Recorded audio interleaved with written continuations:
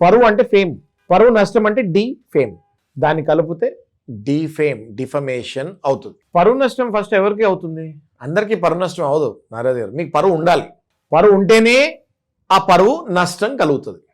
Okay, మహా పెద్ద పెద్ద వ్యక్తులు, యాక్టర్లు, బిజినెస్ మ్యాన్లు, అధినేతలు, సంస్థ అధినేతలు, వీళ్ళందరికీ ఎన్నో సంవత్సరాలు వాళ్ళు కష్టపడి 15 సంవత్సరాలు, 20 సంవత్సరాలు, 30 సంవత్సరాలు కష్టపడితే ఆ పరువు అన్నది ఫామ్ అవుతుంది. వీళ్ళు బతికేదే ఆ పరువు మీద. ఎందుకంటే ఎంతో అది గుడ్ విల్ అనమాట, kind of a good will. ఆ పేరు చెప్పగానే జనాలు లేచి నుంచుంటారు, రెస్పెక్ట్ ఇస్తూ ఉంటారు.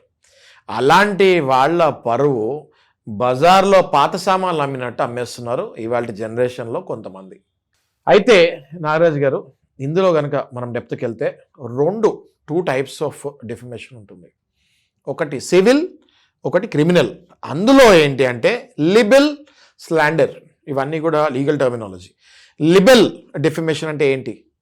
రాతపూర్వకంగా న్యూస్ పేపర్స్లో, మ్యాగజైన్స్లో, బుక్స్లో వాళ్ళ గురించి ఇష్టం వచ్చినట్టు రాసిస్తారు.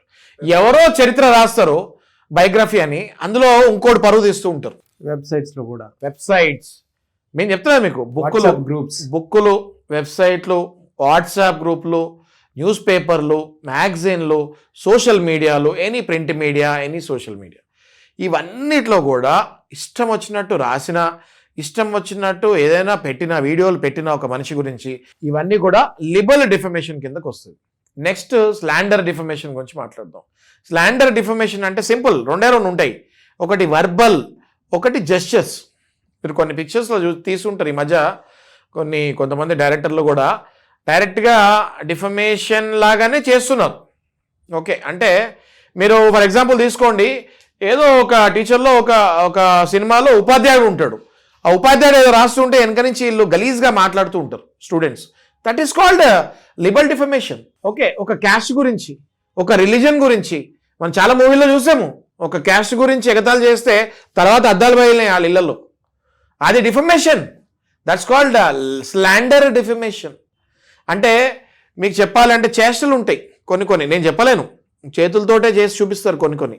అవన్నీ కూడా that will come under slander defamation.